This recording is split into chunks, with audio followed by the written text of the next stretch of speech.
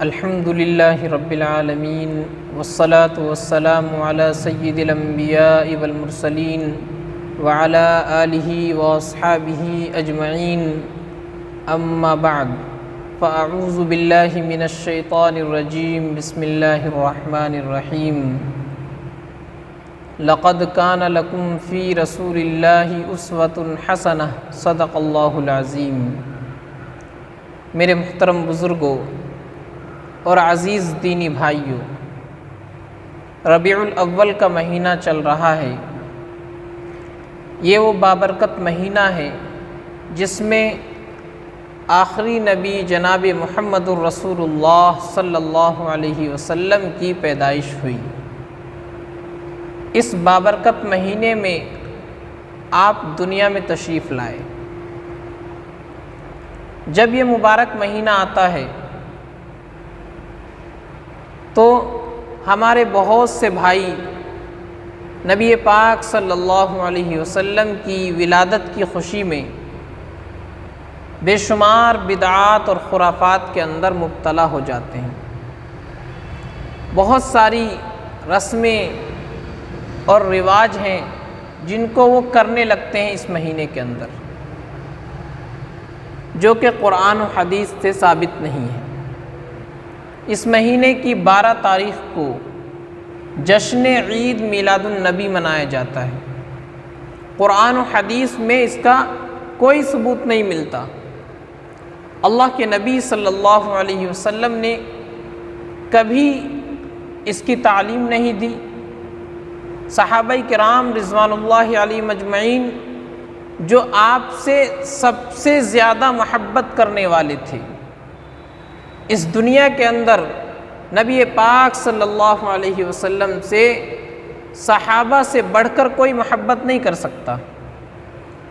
اپنی جان سے زیادہ عزیز تھے آپ صحابہ کرام رضوان اللہ علیہ مجمعین کو۔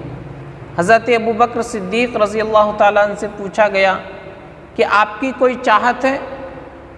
تو انہوں نے فرمایا کہ میری چاہت یہ ہے کہ بس ہر وقت میں آپ صلی اللہ علیہ وسلم کے چہرہ مبارک کو دیکھتا رہوں۔ تو صحابہ کرام کی ایسی محبت تھی نبی پاک صلی اللہ علیہ وسلم سے، لیکن اس کے باوجود کبھی کسی صحابی نے نبی پاک صلی اللہ علیہ وسلم کی ولادت پر جشن نہیں منایا۔ خوشی ہر ایک مسلمان کو ہے۔ کون ایسا مسلمان ہوگا جو پیارے نبی جناب محمد الرسول اللہ صلی اللہ علیہ وسلم کی پیدائش پر خوش نہ ہو؟ ہر ایک کو خوشی ہے، لیکن خوشی کا یہ مطلب نہیں کہ ہم بدعات اور خرافات کا ایک سلسلہ شروع کر دیں اور دین کے نام پر وہ سب کام کریں جن کا دین سے کوئی تعلق نہیں، قرآن و حدیث سے جس کا کوئی ثبوت نہیں۔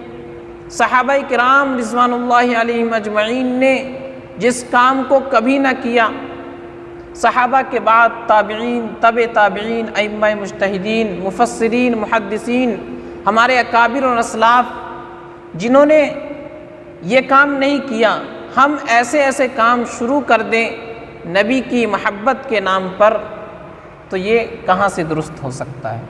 تو میرے عزیزو، نبی پاک صلی اللہ علیہ وسلم اس مبارک مہینے میں تشریف لائے۔ ہمارے لیے، آپ کے لیے، بلکہ پوری کائنات کے لیے یہ سعادت کی بات ہے۔ نبی پاک صلی اللہ علیہ وسلم تو رحمت للعالمین بن کر آئے، تو ساری کائنات کے لیے یہ فخر کی بات ہے کہ اس مبارک مہینے میں حضور علیہ الصلاۃ والسلام دنیا میں تشریف لائے۔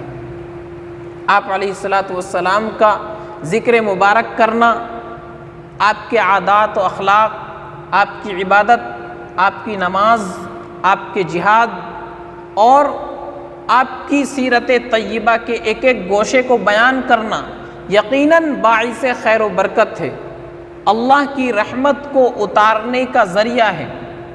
نبی پاک صلی اللہ علیہ وسلم کا ذکر مبارک سعادت ہے، لیکن اس کا یہ مطلب نہیں کہ ہم ایک خاص دن متعین کر لیں اور اس دن نبی پاک صلی اللہ علیہ وسلم کے نام پر نعرے لگا دیں، آپ کی شان میں نعت پڑھ لیں، آپ کی شان میں قصیدے پڑھ لیں، جھوم جھوم کر گا لیں اور بس اس کو کافی سمجھ لیں اور یہ یقین کر لیں کہ ہم نے حضور کی محبت کا حق ادا کر دیا، تو میرے عزیزو یہ بہت بڑی ناانصافی ہے۔ دراصل اس مہینے میں ہمیں یہ سمجھنا ہے کہ اللہ کے نبی صلی اللہ علیہ وسلم اس دنیا میں تشریف لائے تو آپ کے آنے کا مقصد کیا تھا، آپ کیا پیغام لے کر کے آئے، یہ اس مہینے میں سمجھنے کی بات ہے، اس پر ہمیں غور کرنا چاہیے۔ اور اس مبارک مہینے میں ہمیں یہ سیکھنا چاہیے کہ حضور کی دنیا میں آمد کا مقصد کیا تھا۔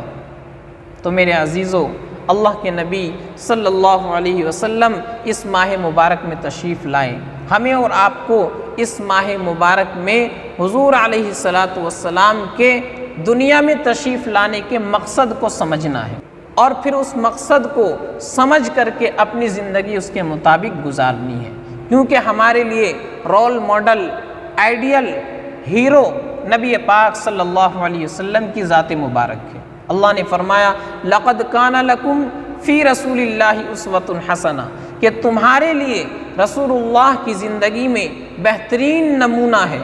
تم اگر وہ زندگی چاہتے ہو جس پر اللہ کو پیار آتا ہے، اس زندگی کے تم طالب ہو جس پر اللہ کی رضا ہوتی ہے، تو وہ زندگی نبی پاک صلی اللہ علیہ وسلم کی زندگی ہے، لہذا اس زندگی کو اپناؤ، اللہ تم سے راضی ہوگا، اللہ تبارک و تعالیٰ کی رحمت تمہارے اوپر ہوگی، اللہ تبارک و تعالیٰ تم سے خوش ہوگا۔ تو اگر ایسی زندگی کی تلاش ہے جس پر اللہ کی رضا ہوتی ہو، تو بہترین زندگی، بہترین نمونہ رسول اللہ کا موجود ہے، اس کو اپناؤ۔ تو میرے عزیزو، اصل یہ ہے کہ ہم حضور کی زندگی کو، سیرت طیبہ کو اپنائیں اور اس کے مطابق اپنی زندگی کو گزاریں۔ یہ ربیع الاول کا پیغام ہے۔ صرف نبی کے نام پر جلسے کر لینا، محفلیں سجا لینا، مجلسیں منعقد کر لینا، جھوم جھوم کر نعرے لگا دینا اور نبی کی عادات، نبی کے اخلاق، نبی کی نماز، نبی کی سیرت کو پس پشت ڈال دینا، یہ کہاں کی محبت ہے، یہ کہاں کا عشق ہے؟ میرے عزیزو، اصل محبت، اصل عشق اگر ہمیں حضور علیہ السلام سے ہے تو ہمیں آپ کے طریقے کے مطابق زندگی گزارنی ہوگی، کیونکہ محبت کا تقاضا ہے محبوب کی مرضی کے مطابق اپنے آپ کو ڈھال لینا۔ کوئی بیٹا اپنے باپ سے کہے کہ ابا جان مجھے آپ سے بڑا پیار ہے، میں آپ سے بہت محبت کرتا ہوں۔ ابا جان کہے کہ بیٹا میرے لیے ذرا ایک گلاس پانی لے آنا، بیٹا کہے ابا جان محبت تو مجھے آپ سے بہت ہے، میں آپ کے لیے سب کچھ کر سکتا ہوں، لیکن ایک گلاس پانی لا کر آپ کو نہیں دے سکتا۔ تو بتاؤ میرے عزیزو، کیا یہ بیٹا اپنی محبت کے دعوے میں سچا ہے؟ نہیں، ہرگز نہیں ہو سکتا۔ اسے باپ سے محبت نہیں ہے۔ اگر باپ سے محبت ہوتی تو باپ کی چاہت کے مطابق عمل کرتا، باپ کی مرضی کے مطابق اپنے آپ کو ڈھال لیتا، باپ کی خواہش کو پورا کرتا۔ تو میرے عزیزو، اگر ہم اور آپ بھی نبی سے محبت کا دعویٰ کرتے ہیں تو ہمیں اور آپ کو نبی کی سیرت کو اپنانا ہوگا، نبی کے عادات اور اخلاق کو لینا ہوگا اور نبی کی حیات طیبہ کے مطابق اپنی زندگی کو گزارنا ہوگا۔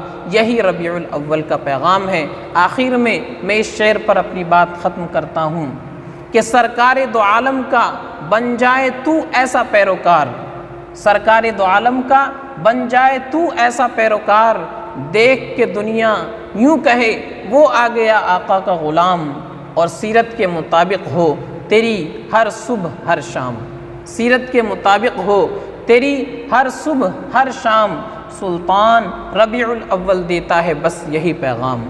تو میرے عزیزو، ربیع الاول کا پیغام یہی ہے کہ ہم آپ صلی اللہ علیہ وسلم کی حیات طیبہ کو پڑھیں، اس کو سمجھیں اور اس کے مطابق اپنی زندگی کو گزاریں۔ یہی حضور سے محبت کا تقاضا ہے۔ اللہ ہم سب کو عمل سمجھ کی توفیق عطا فرمائیں۔